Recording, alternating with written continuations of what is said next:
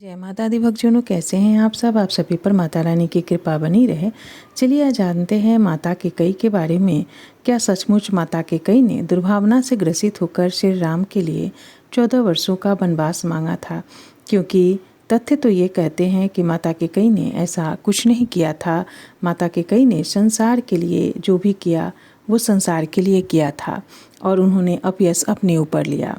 माता कैकेयी श्री राम को भरत से अधिक प्रेम करती थीं। फिर भला उन्होंने ऐसा क्यों किया? चलिए सुनते हैं। अध्यात्म रामायण कहती है कि जब एक रात माता कैकेयी सोती हैं तो उनके स्वप्न में विप्र, धेनु, शूर, संत सब एक साथ हाथ जोड़ के आते हैं और उनसे कहते हैं कि हे माता कैकेयी, हम सब आपकी शरण में हैं। महाराजा दशरथ की बुद्धि जड़ हो गई है, तभी वो राम को राजा का पद दे रहे हैं। अगर प्रभु राजगद्दी पर बैठ गए तब उनके अवतार लेने का मूल कारण ही नष्ट हो जाएगा। माता, संपूर्ण पृथ्वी पर सिर्फ आप ही ये साहस है कि आप राम से जुड़े अपयश का विष पी सकती हैं। कृपया प्रभु को जंगल भेज के सुलभ करिए। युगों युगों से कई लोग उद्धार होने की प्रतीक्षा में हैं। त्रिलोक स्वामी का उद्देश्य भूलोक का राजा बनना नहीं है। अगर वनवास ना हुआ तो राम इस लोक के प्रभु ना हो पाएंगे माता। ये कहते कहते देवता घुटनों पर आ गए।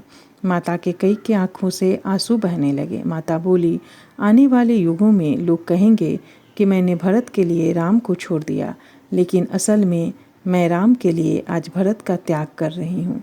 मुझे मालूम है कि इस निर्णय के बाद भरत मुझे कभी स्वीकार नहीं करेगा।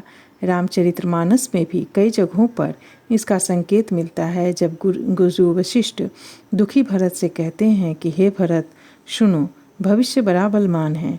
हानि, लाभ, जीवन मरण और यश अपयश ये सब विधाता के ही हाथ में है। बीच में केवल माध्यम आम आते हैं। प्रभु इस लीला को जानते थे, इसीलिए चित्रकूट में तीनों माताओं के आने पर प्रभु सबसे पहले माता कैकेयी के पास ही पहुंचकर प्रणाम करते हैं, क्योंकि उनको पैदा करने वाली भले ही माता कौशल्या थीं, लेकिन उनको मर्यादा पुरुषोत्तम बनाने वाली माता तो केवल कैकेयी ही थी। और यह सत्य है कि अगर श्री राम को वनवास नहीं होता तो आज हम श्री राम को एक आदर्श और पुरुषोत्तम पुरुष के रूप में याद नहीं कर रहे होते। जय श्री राम। जय माता।